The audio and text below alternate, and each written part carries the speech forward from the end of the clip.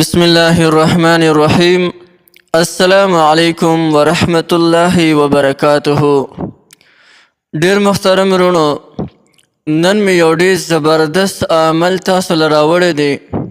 هغه عمل په هر کار کې د برکت دپاره دی. څو عمل زما د خاص مجرباتو نه دي. په هغې خاص مجرباتو کې یو دا عمل هم دی. دو طریقې درته هم د هر کار نه مخکې دغه دوه اسانې طریقې چې ټول پې باندې 2 سکنډه نه لګي، او دغه طریقه د هر کار نه مخکې کوئ. الله جل جلاله به ستاسو په هر کار کې خیر او برکت اچوي، او چې څنګه د ستاسو د زړه ارمان وي نو هغسې کار به د ستاسو کیږي. او دا زما د خاص مجرباتو نه دي. د ټولو اول نمبر چې کله تاسو د یو کار شروع کوئ نو په هغې کې د ټولو اول به تاسو بسم الله الرحمن الرحیم وایئ.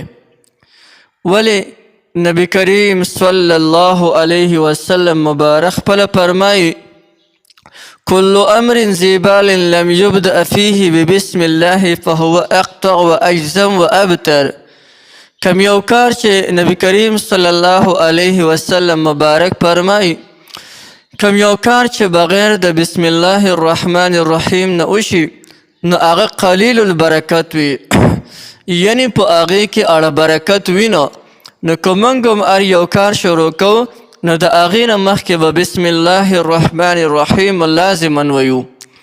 دویم نمبر یو خاص عمل دی چې د خپل مور نه به دوام غواړي. یو کار دپاره ځي، یو ځای ته ځي، نو خپلې مور له ورشه او خپلې مور ته ووایه یره جي په عاجزۍ او په خاکسارۍ باندې ورته کښېنه، او ورته وایي یره جي زما دپاره دعا وغواړه چې دا کار مې په خیر سره وشي. چې هغه مور د ستا دپاره لاسونه اوچت کړي او د ستا دپاره دعا وغواړي، تم ښه په اخلاص سره دا دعا وغواړه. او بیا چې کله د خپلې مور نه رخصتېږي نو د خپلې مور سره د مینې محبت لاس لازما میلاو که. نو زه تا ته په 100% ګارنټۍ سره وایم، په 100% ګارنټۍ سره درته وایم چې د ستا په دې کار کې به تا سره الله جل جلاله امداد کوي.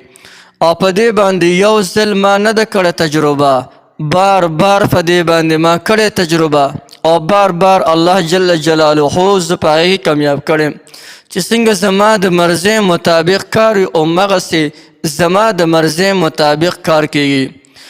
نو دا مې صرف د ستاسو د سهولت دپاره راوړه دغه یو عمل، او دا طریقه به تاسو په خپل کور کې لازما ښیئ.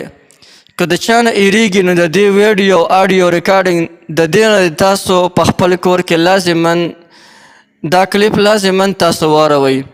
او زما د طرف نه تاسو ته مکمل د دې ټولو وظایفو اجازه شته دی، خو د جایز امورو دپاره د ناجایز امورو دپاره به زه د قیامت په ورځ باندې د ستاسو ذمهوار نه یم. چې څومره جایز کارونه وي د ټولو جایز کارونو دپاره زما په دې چینل کې چې څومره وظایف دي د ټولو تاسو ټولو ته مکمل اجازت دی د دې. والسلام.